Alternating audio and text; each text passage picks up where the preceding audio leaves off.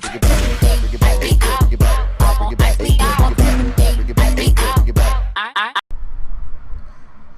this is Shayla's89, and we're back with some more spoopy animations. So you're gonna get like 6 videos within one.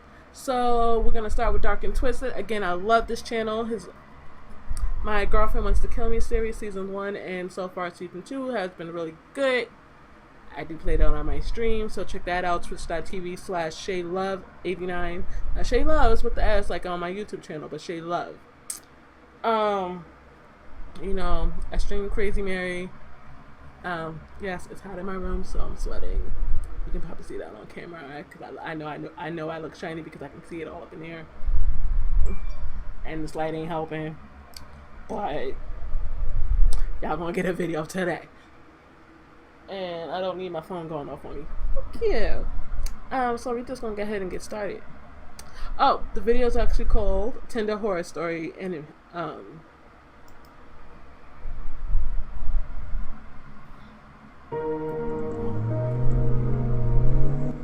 me and my twin brother Aaron decided to go on a double date with two beautiful twin sisters that we met on the website Tinder. We picked them up and drove to a spot called the Dark and Twisted Cove. Oh, I got a question. Not that it means anything. Are they black with blonde hair, or are they just white that looks tanned with blonde hair? Because it's a place near the lake where everyone went to have fun and make out. Mandy was the sister I was dating. Olivia was the sister my brother was dating. We all seemed to be getting along just fine, but things took a turn for the worse. Mandy was the overly jealous type, and she was getting mad at her sister for talking to me. "He's mine, bitch. You have Aaron," said Mandy. Relax. Olivia explained that she was not interested in me, which still didn't convince Mandy. Then Mandy said she had to pee and asked Olivia to go into the woods with her. Olivia agreed, so they both went into the woods. You you crazy. You crazy. You over jealous of your sister talking to somebody who looks like the guy she's already talking to. Y'all are twins. Did y'all not get that? Did y'all not get that? That's because she don't want that twin brother. She got somebody who looks just like him. She good. And all of a sudden you gotta pee and you want your sister to go with you. She ain't coming back. Your sister ain't coming back. One of them is gonna come back. Just saying. One of them is coming back. Woods. Then, all of a sudden, we heard screaming coming from the woods. Mandy got into the car in panic. "Start the car and let's get out of here," she yelled. "Wait, but where's Olivia?" Aaron asked. "She was attacked by a bear and she's dead. Hurry, let's go," she yelled. So we spent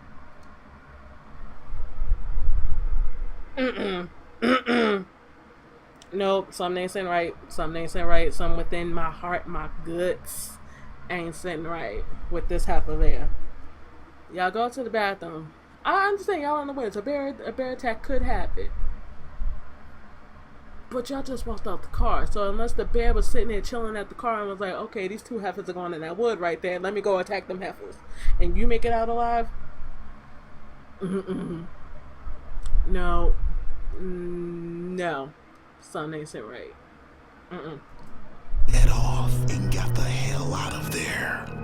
When we arrived back at my place, I immediately called the cops and told them what happened. But for some odd reason, I was more upset than Mandy, even though she was her twin sister. When the cops found Olivia's body, or shall I say, pieces of her body, she had been...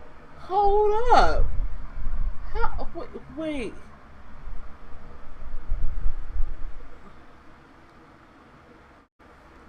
Did you push her into the bear? If there was a bear, or did you just slice and dice her real quick? Well, you didn't have any blood on you, but then again, you was wearing red, so something ain't right. Something ain't right. Decapitated and ripped to shreds.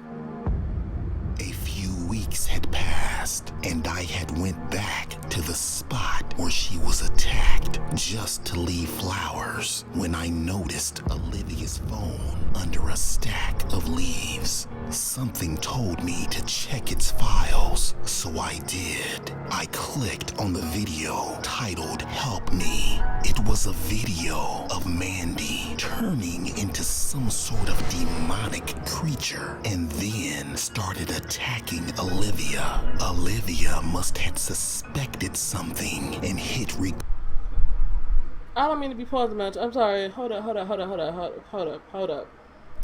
But they were twins, right? So how did she turn into a beastly thing and her sister didn't? If she felt it, then again, she might not have it. You know, because twins don't get everything out of twins. Like one twin could be really good at sports and the other one's really good at art. Cord without Mandy knowing. I called the police and gave them Olivia's phone. They immediately arrested Mandy and sent her away to a mental hospital. A few months had passed and Mandy somehow escaped, and she's still out there somewhere. Yeah, behind you. I live in fear daily, just wondering when she might come after me. See? She was gonna be right behind you. I called that. You wasn't getting me with that jump scare.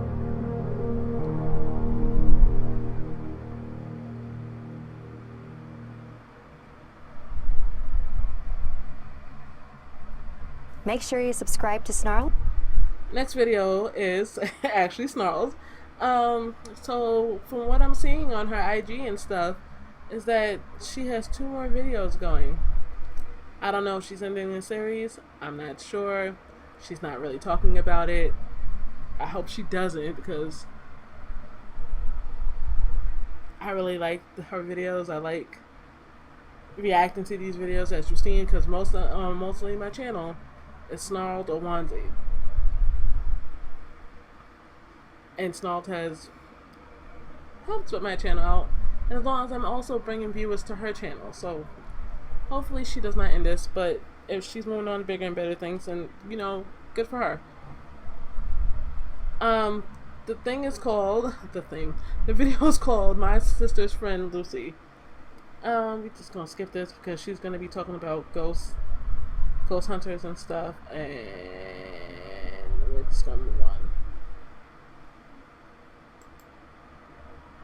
Yeah. Hey, I'm Sapphire. Want to hear something scary? Lauren and Lucy. The following story was inspired by Michael. I always felt like my parents didn't like me. I never really knew why for sure, but I thought it was because I was a boy and they had always wanted a girl. So when my sister Lauren was born 10 years after me, my slightly older parents were very surprised, but also ecstatic. Our prayers to Satan worked. Whoa. They joked sometimes. She was clearly my parents' favorite, and I resented her for it. On top of that, she was a creepy little kid, always sneaking up behind me, trying to scare me, or staring at me for no reason. And she had this annoying imaginary friend. Before Lauren did anything, she had to ask Lucy if she had his permission. I had always thought imaginary friends were a kind.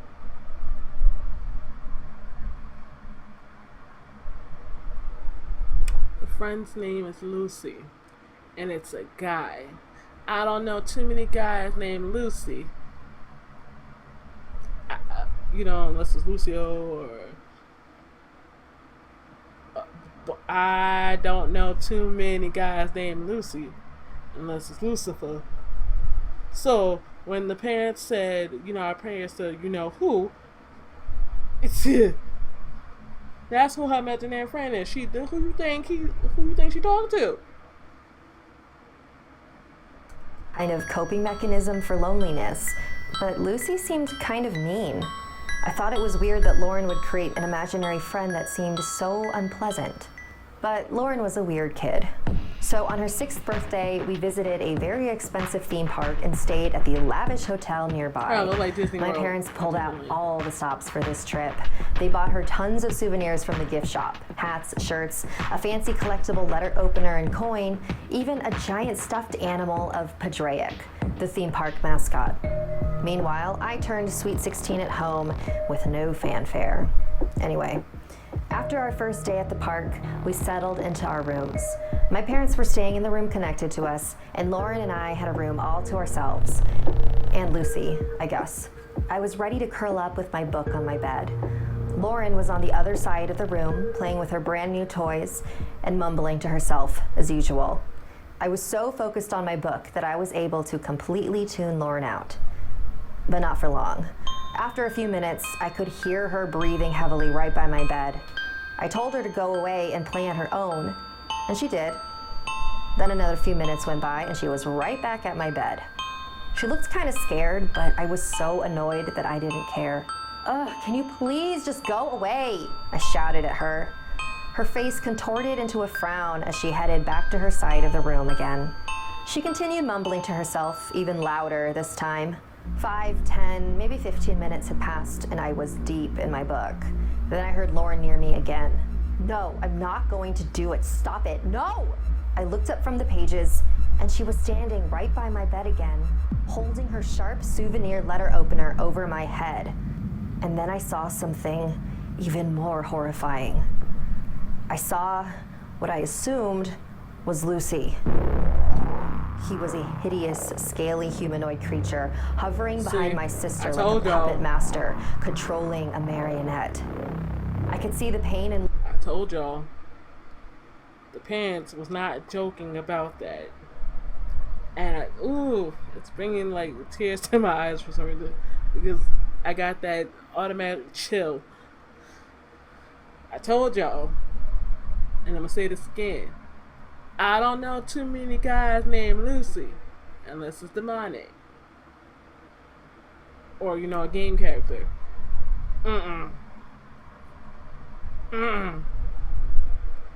Rebuke you, demon. Lauren's eyes as she was trying to fight Lucy's grip. And suddenly, it all made sense to me. All her odd behavior, she wasn't trying to hurt me. She was trying to do the opposite. Waves of guilt rushed over me, and I regretted hating my sister for so many years. Just as I was about to grab the letter opener from her hands, she said, "Take me instead!" And the blade plunged into her tiny body. I began screaming my head off, and my parents rushed into the room. They saw me hovered over my sister's bleeding body, and their already existing disdain for me became even more apparent. I tried to explain that I didn't do it and that it was all Lucy's fault and their fault for selling their soul to Lucifer in the first place. But it was no use trying to explain. So that's why I'm here, locked away. No clue for how long. But the police is dumb for locking you up, even though you are a suspect because you were hovered over you. If they had...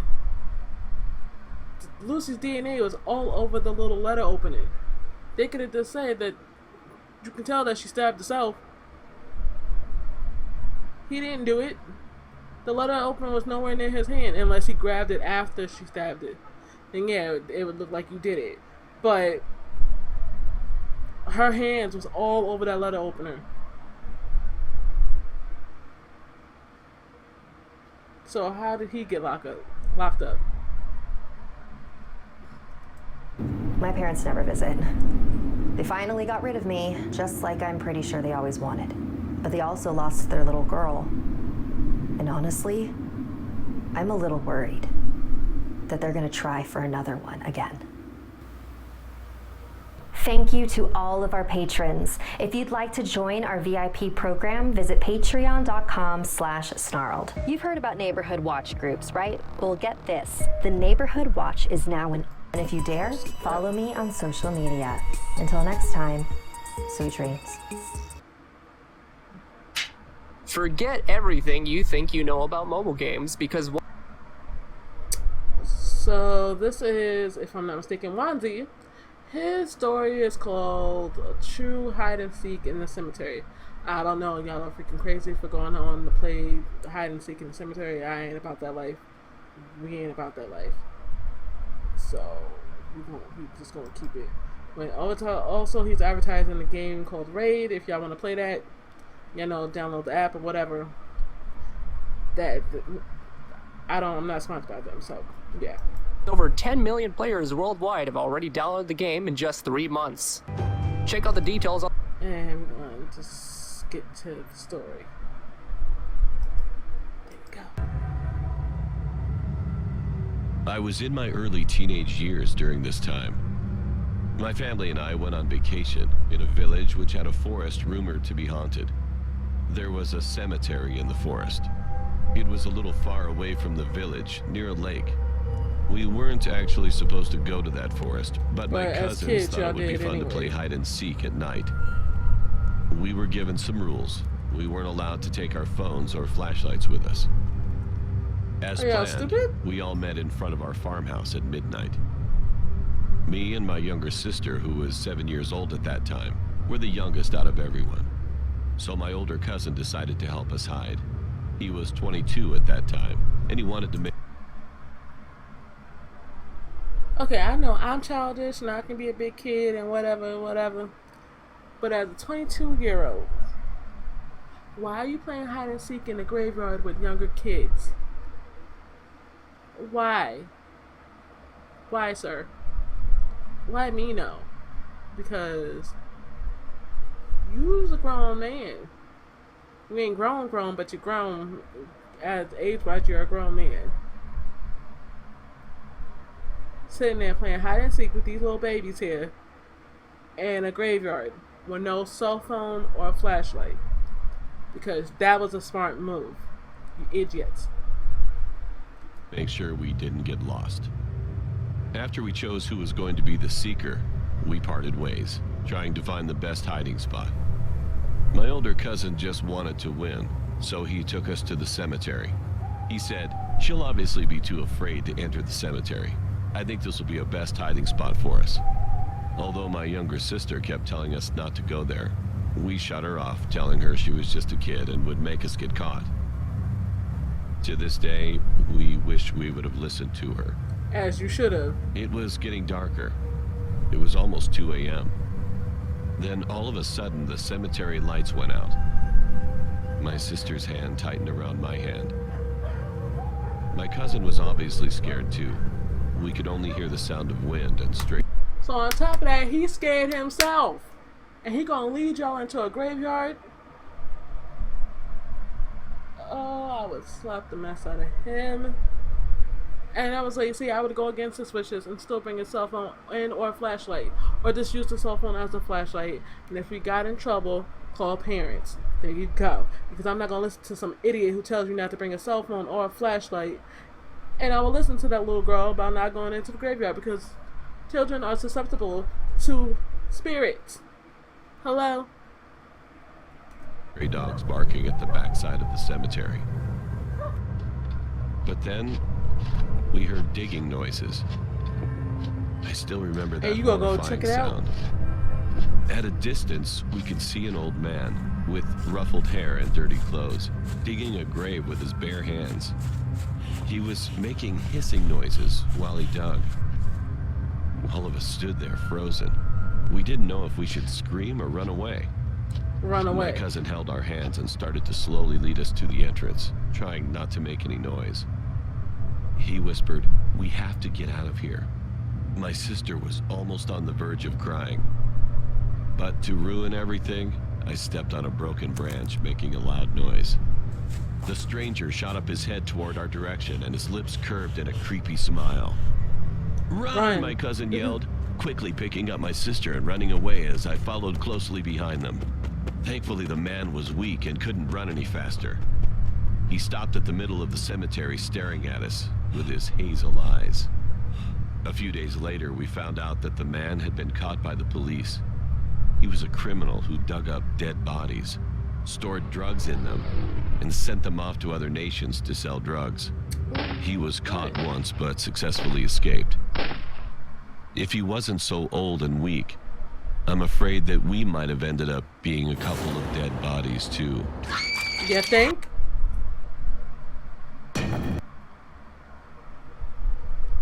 Again, the 22-year-old was an idiot. A big idiot. Moving on. So this is from ZMBE Animations, and this one is called "The Serial Killer Tried to Hire Me." Tried to hire you to kill, or hide bodies, or hired you to do what? The man approaches us. He pulls out a black card from his jacket and tucks it into Yasir's pocket. I always get what I want. Mr. White leaves. Hold up. Let me explain how I got here. This is the story of the time a hitman tried to hire me. It was Friday night. My sister Tabitha was hosting her birthday party. She booked a booth at Toy Fox, one of the clubs downtown. When I got there, her boyfriend Yasir came outside to get me. We lined up to get back inside, but something was off.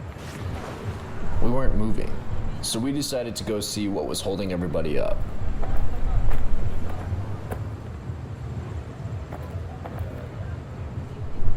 You can't come in with those.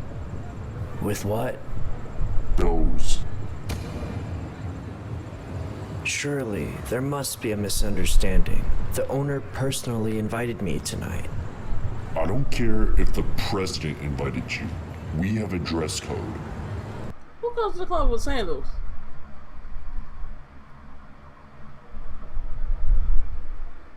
Who goes to the club with sandals? I can understand open-toed shoes, wedges, heels, you know those. Guys usually wear either sneakers or, you know, dress shoes, you know, whatever, to a club. But who wears sandals? Who wears slides to a club? I'm gonna remember this. Great. Remember this too. Everything okay over here? It's great. Mind your own business. Relax, buddy. I'm not your buddy, guy. This guy is triggered. I'm thinking he's about to come at us at any moment, so I had to act quick. I pull out my iPhone and start recording. Yo, don't record me. Did you hear me? Free country. I don't give a I said don't record me. The bouncer comes at me, but Yasir intercepts him. There's no need for trouble. Too late. The bouncer swings at Yasir. Yasir dodges, slips behind, and puts the bouncer into a sleeper hold. Good, maybe he'll cool down. The bouncer struggles, then falls asleep. Two other bouncers come outside. They charge at Yasir. I was like, sorry Tabitha, looks like we can't make it tonight because shit, it's about to go down. But then... Stop! The owner of the club shows up. What on earth is going on? Hello, Rafi. Mr. White, have these two caused you trouble? Oh no. Actually, they were the ones who saved me from your very unpleasant bouncer. Quick, get this idiot out of here before he embarrasses me anymore. The sleeping bouncer gets dragged away. I am so sorry about this. Please, come with me. I will personally assure that the rest of your night is taken care of. Yes, you will. Not just for me, but for my new friends as well. Of course. Come, friends. Actually, we already have someone we're meeting inside. Join me for a drink. I insist. No thanks. Bruh. The man was about to hook us up with that VIP treatment. But I get it. Yasir is a man of principle, and he didn't want to keep Tabitha waiting.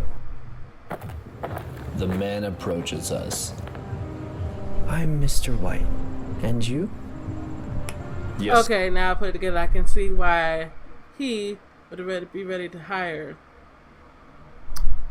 Tabitha's boyfriend. The man did put a security guard in a choke in like a sleeper. Okay. Yasir. What do you do, Yasir? I work construction. Who would we be without noble tradesmen like you building our homes? And how does it pay? It's decent. Why do you ask? What if I said there was a job opportunity where you could work just once or twice a month, travel, and make more money than you've ever dreamed of? I'm sure a job like that would require a very specialized skill set. It does, but all of that can be learned. Thanks, but I'm happy with my current line of work. Mr. White steps closer. He pulls out a black card from his jacket and tucks it into Yasir's pocket. I always get what I want. Mr. White leaves. Yasir takes the card out of his pocket. Without even looking, he tosses it. Okay, technically, the man was talking to both of us. And just because Yasir wanted to pass up on the opportunity of a lifetime, doesn't mean that I wanted to. So I picked up the card. Was he talking to you? All that was written on it was an address and time, 7 days from then. I figured that it was probably a job interview or an info session, but there wasn't any harm in checking it out. So I went. The address was located in Chinatown. There was no signage on the outside of the building, so it was kind of hard to find. Looking back now, that should have been a major red flag. Yes, you do this. I get inside and look around. A bunch of shady-looking men are sitting around. At the end of the hallway, a girl is sitting behind a plastic table. I assume she's the receptionist. Behind her, a closed door. I'm thinking, I must be in the wrong place. I pull up my phone to check the address. That's odd. No signal. I walk up to the front. Hey, man. Name? Steven. She checks her list. Is this 42 Medina Avenue? Yes. I don't see you on the list. Oh, what about Yasir? She checks again. Have a seat. He'll be right with you. I walk back and Yeah, take he a wasn't seat in talking an to empty you. chair. Hey, do you know the Wi-Fi? Ain't no internet in here, kid. Too risky. Why is that? You're funny. I awkwardly laugh along, even though I don't get the joke. You ain't putting this together? Do you by any chance know what this job is? Yeah, to kill people. That's why you don't have Wi-Fi. That's why you don't I have waited phone for him service. to laugh again, but he didn't. Just a deadpan look on his face. So I'm officially creeped out. But right when I That's get why I up to said he wasn't leave, talking to you. Yes, You didn't sir? do anything. I look back. He's ready for you now. I walk back down the hallway. I open the door and step into another room. Mr. White sits at the end of the room, behind a table with nothing but a MacBook on it. My friend, so good of you to join me. Where's the other? He, couldn't make it. Asked me to come in and get more info. I see. Have a seat. I walk across the room and sit down in the chair across from him. I'm Mr. White. And you? Steven. He typed something into the laptop. So, Steven, you want to work? I'm still not exactly sure what the job is. To kill people for me. He reaches into his jacket pocket to take out a gun. He places it on the table. This is for you. Your first target will be probationary. Test the waters. See if you're fit for the job. Oh, well, the thing is, I'm confused. What's going on here? Nothing. I just thought this was like an info session or something. I see. Well, we can't have loose ends. There's no backing out now, Mr. Steven. Yeah, you walked into some Sweat BS, starts man. dripping down the side of my face. I look around so that means for you a can't possible back escape. out, because if back out, they coming after you. The door that I came from. Yup. No, that won't work. A window. It's too and high. A fire escape. That might work. But, oh no. A security camera stares right at me from the corner of the room. I wasn't sure how much information he already had on me and Yasir, but once I saw the camera, I knew that if I made a run for it, it would be easy for him to track me down. Or shoot you. I was stuck. So what will it be? Do you mind if I make a phone call real quick? We do not allow phone calls in here. That's why you have no service, idiot. Oh, right. That's it. Suddenly, I know what I gotta do. I slide my sleeve down over my hand, then reach for the gun on the table. Mr. White watches me without blinking. I pick it up, take a deep breath. I walk over to the door and lock it. What do you think you're doing? Then I aim. I wouldn't do that if I were you. Security camera right in the room. What are you doing? I shoot at the laptop on the table. It breaks immediately. Smoke starts seeping out. Then I turn and shoot again at the security camera in the corner. No Wi-Fi or signal in here. Means all of your data moves offline. And the only tech I see is that laptop on your table. So chances are, both mine and Yasir's information, as well as my face, was stored there. Smart boy. I hear footsteps. The people outside start pounding on the door. That's my cue. I hurry to the window. Mr. Steven, I always get what I want. I make my escape.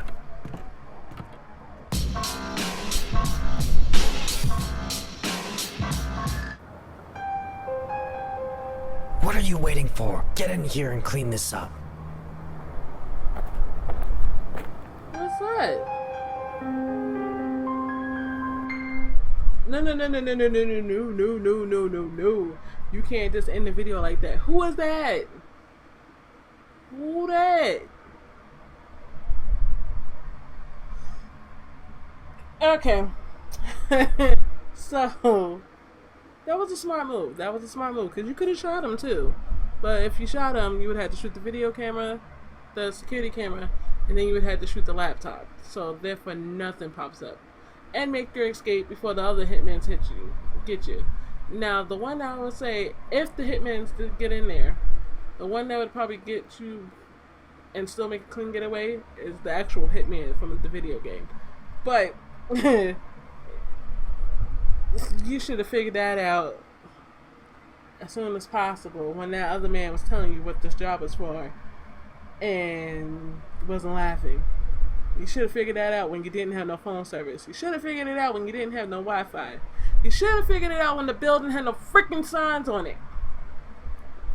Like, all the red flags just said, pew, pew, pew, past your head, man. It just...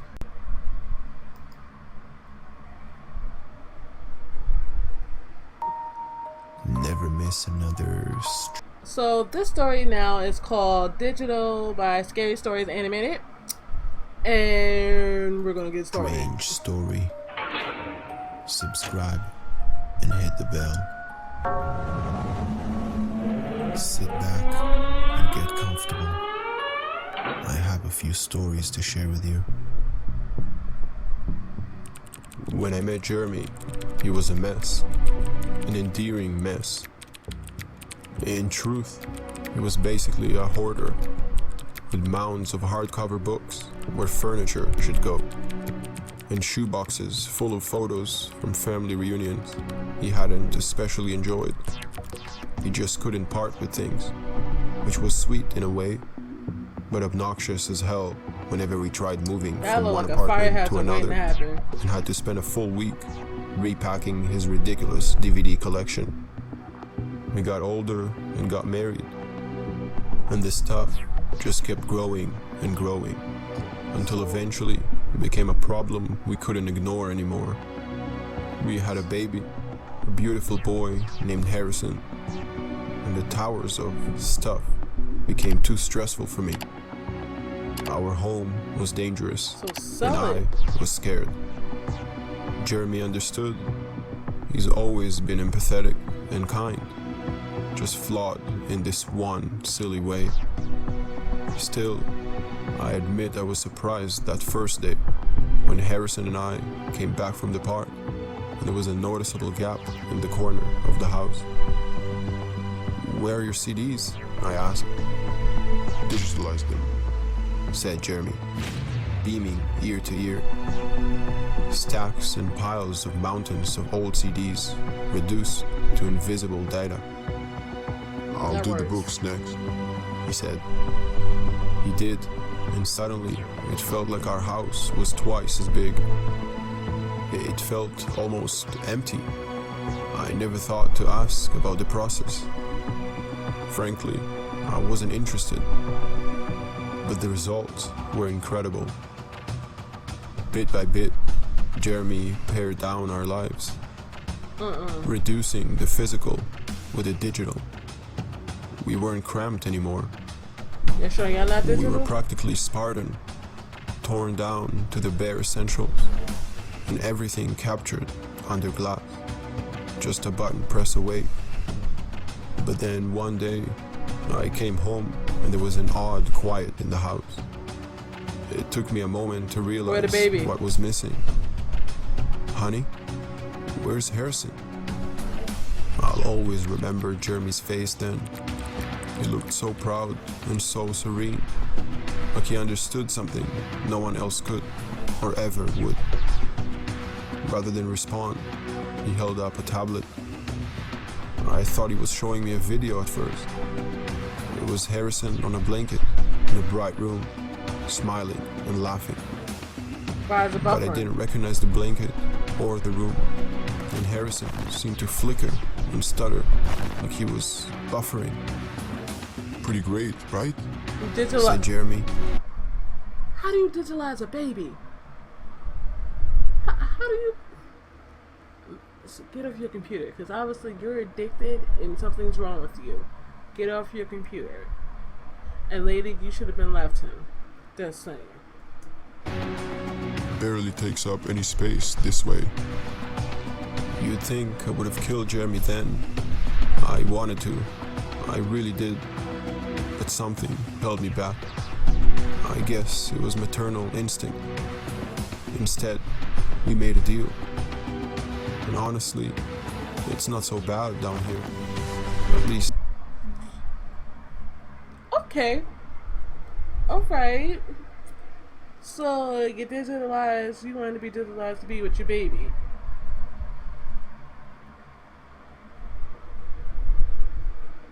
You're weird. I have my son, who smiles and laughs, and laughs, and cannot be touched, and will never grow old. A digital baby in a digital room, forever watched by a digital mother, crying digital tears. And we hardly take up any space at all.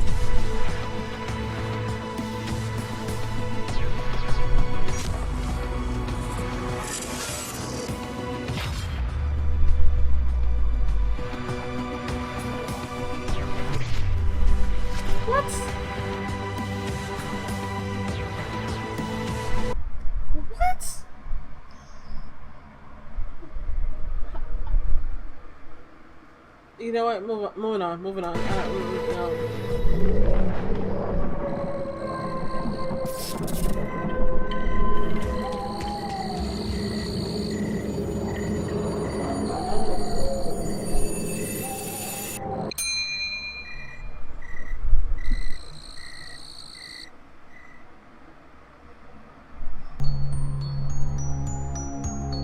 This one is called Disturbing True Dark Web Horror Stories by, I think, Wanzi again. Yep, Wanzi. Yep. Last story. I was a regular on the chat rooms on the deep web back when I was a sophomore in high school. Literally every day for about 5 months straight. Before school, after basketball practice, and before bed. I was always on there. I'd chat with this one guy all the time because he seemed really cool. He'd always link me to funny videos. In about a month 3, it all changed. He would send links to weird rooms, then to dark live streams. So one day I was on a stream, and there was a lady chained to a bed and gagged. Then I clicked off of the stream, and I tried to click something else, then the mouse quit moving. It started to move by itself, and clicked back on the string, the lady chained down. When it opened back up, the lady was still there, and a man with a potato sack on his head was on the screen. What in the Friday the 13th? The potato sack only had one eye cut out, and that's all. Not even there was a Friday. table that had a hacksaw, Friday the 13th. gun, and scissors with a shaving razor. The man spoke into the camera and said, "Pick one." Everyone picked the scissors and the razor. He then shaved her head. After that, he said, "Pick another one." And everyone picked a gun. He picked it up, held it to her head, while the woman was screaming, and then I gained control of the mouse and clicked off of it. I was thinking to myself, what am I watching? Then my mouse clicked on another stream. It was the same man with a barrel with what looked like boiling water in it. I tried gaining control of the mouse, but I couldn't. Then I heard a different woman crying in the background. The camera then zoomed out, and on the screen I saw the barrel, a bat, and a flamethrower. Oh my God. Then the masked man asked which one. The chat was split between the boiling water and the flamethrower.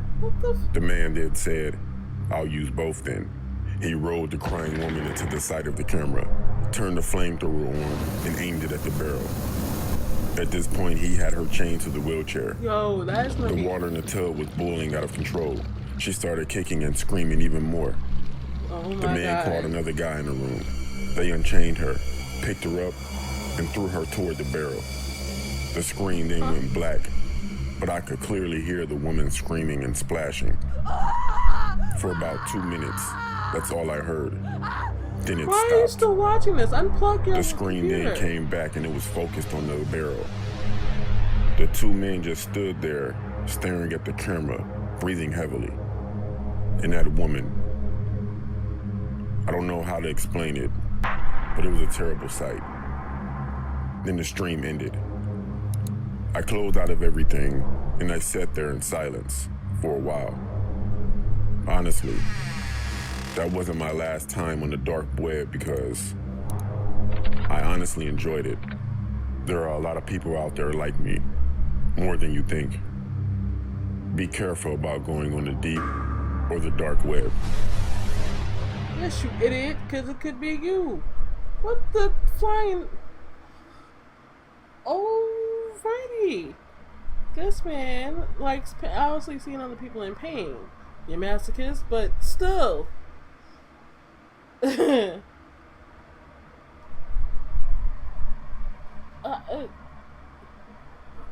Say this a masochist, whichever one.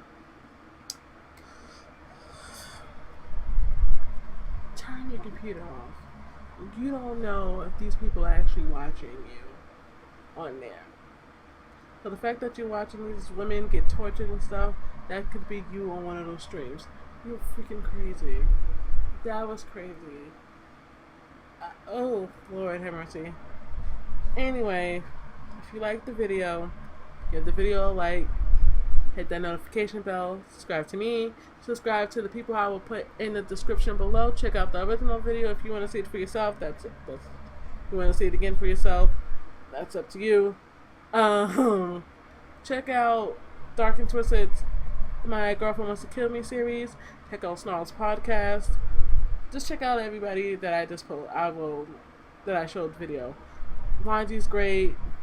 Dark and Twisted, Snarled. Everybody here actually has really good stories. But I will see you guys later.